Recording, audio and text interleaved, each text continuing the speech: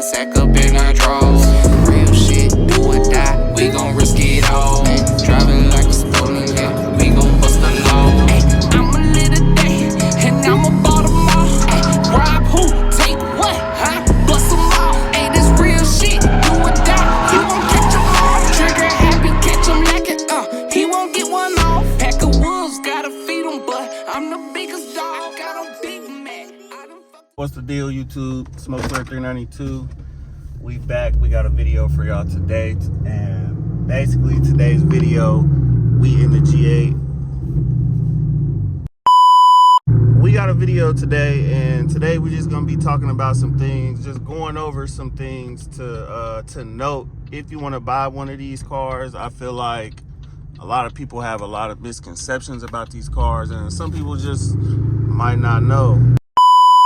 It is an older vehicle. It's a 2008. This particular one I'm driving is a 2008, and I mean, back in 2008, like technology and like the interiors of a lot of cars wasn't really, a lot of brands weren't really super focused on the interiors. Like if you note, like a lot of interiors on a lot of cars is the same. Some of the materials are super cheap. I'm gonna start off with the infotainment system, which really isn't really an infotainment system. It's just a screen. It's not even touchscreen, so you can't touch it. I think 2009 they gave them Bluetooth, but the 2008 models doesn't even have Bluetooth. So as you see, I got an aux cord connected, which I can't listen to any music or anything unless I'm connected with this. Could go buy like the little Bluetooth module that you plug up in a cigarette lighter, but I got my dash cam in there, so and I mean, I don't use the plug up under there that much either, so but yeah, I mean, infotainment system is pretty lackluster, to be honest. Next thing we're gonna go over is the headliner. I haven't seen a car that like the headliners sag since like the 90s, like them Buicks and them fucking old school fucking Impalas and Crown Vics, stuff like that. This motherfucking headliner is gonna fall down on you. I don't care who you are, how clean your car is, it's gonna fall down. I don't know, eventually we're gonna redo it. So that's that headliner.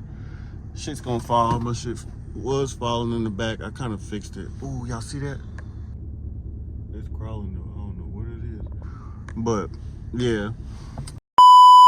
This is another weird thing. Like the controls for the windows and shit is in the middle, which they did that because in the Australian version, the driver's side is over there. So I guess to be cheap and not have to make new panels and stuff, they just put it in the middle.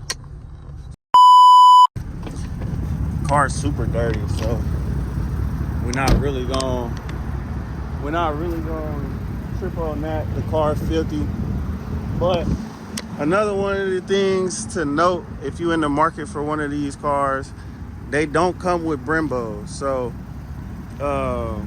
you eventually gonna have to do like a CTSV or a Chevy SS Camaro brake and rotor swap. That's one of the things you're gonna really want to do, is get them brakes and rotors, because I don't know, my shit's stock and I feel like I need Brembos on it stock.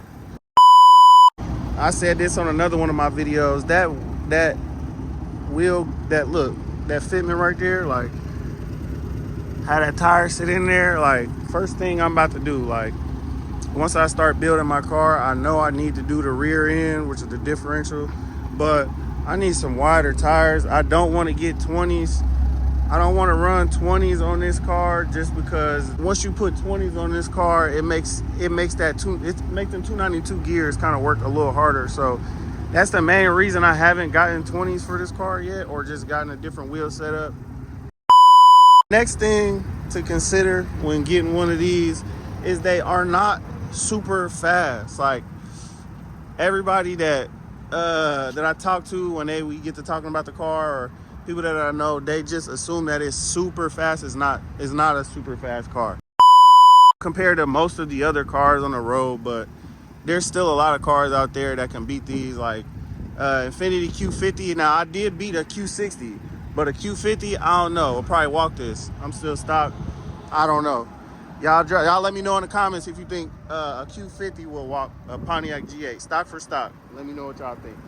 But yeah, like a 5.7 Hemi, like I can get off on a 5.7 Hemi. I mean, if he's modded and he got some shit done to it, it's probably over for me. But a 5.7, like a 300 Charger Chally, I can get off for sure. Scat Pack, I'm stock. I'm not smoking no scats. A 6.1, I might be able to hang with a 6.1, maybe. But I mean, like I said, those are probably some of the best engines ever built. I mean, between the 6.4, the 6.1, and the 5.7 Hemi, them 6.1s, crazy. I feel like I could give a 6.1 a good run. I'm a little lighter, so I don't know, but they ain't super quick. Like you actually got to dig in the motor and, you know, do the differential, you know, cam headers, shit like that to really get speed like that. Then you can go out there and start walking some cats. A lot of people gonna mistake it for like a BMW or a Volvo or a GTO. Like somebody, that's the closest thing that somebody's asked me what this was. Some people know it's a Pontiac, but some people do not know what they are. So you are definitely going to be telling people a lot. It's a G8, it's a G8. Some people gonna say this is a G6. This is not a G6. Which that's pretty close too, but the V6 version of these, if you get a V6 G8, you should have just got a G6. Another thing to consider, which is not like, you know, picking on a car, I guess, but it's got hella back seat space. My damn net done ripped. Hella space in the back seat. A lot more space than like a Dodge Charger. Of course, way more space than a Chally.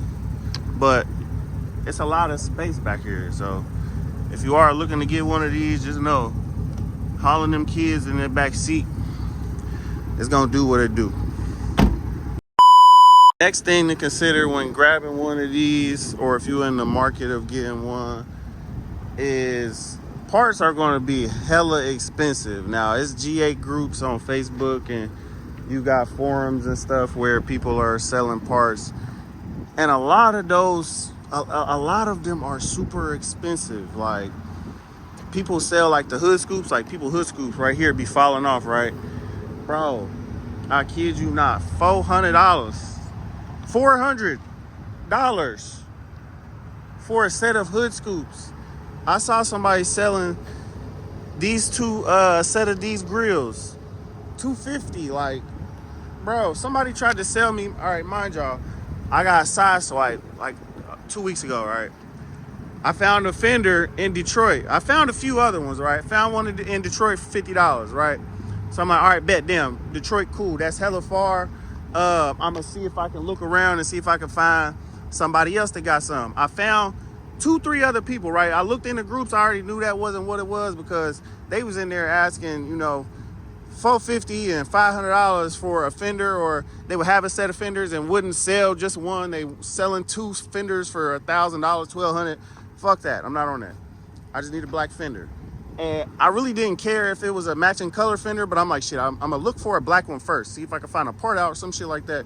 Anyway, long story short, 2-3 people I talked to bullshitted me like, yeah, I want $350 for this, $250, and they like, you're not gonna find it cheaper anywhere else. Whole time I already done found one from Detroit. I was just trying to find one closer. So I'm like, damn, I done sent the screenshot of dude telling me $50 for the one he had. He like, man, well shit, you might as well make that drive. I guess I might as well, because I'm not paying $250, $450, $1,000 for a fender. Parts on these are gonna be super expensive. If you can find them, somebody gonna crack your head for them, or they gonna try to. You are gonna be at the gas station a lot with one of these. Not as much as like with the Scat Pack, because believe it or not, it's pretty good on gas. But yeah, other than that, you pretty much are going to be at the gas station a lot, depending on how you drive and like what mods you got done to it. Only thing done to my car is really just exhaust. I have a straight pipe from the cast back, and I mean, I don't know if you consider it a mod, but I modded my airbox, which I was gonna make a whole separate video on that, but I just don't think it was really like worth it. But like if you know, the stock airbox, it had this big ass fucking box from like here to there to there to there to there, and it was like through here. So I literally like just pulled that shit off. I chopped the one end off, added a 90 and a coupler, and so I mean it ain't like a mod, because I mean a lot of stock airboxes are just like this. They just box. But yeah, that was just something I just felt like I had to do. And I took off the little material that's up under there, under the hood, the little heat soaking shit. I took that shit off.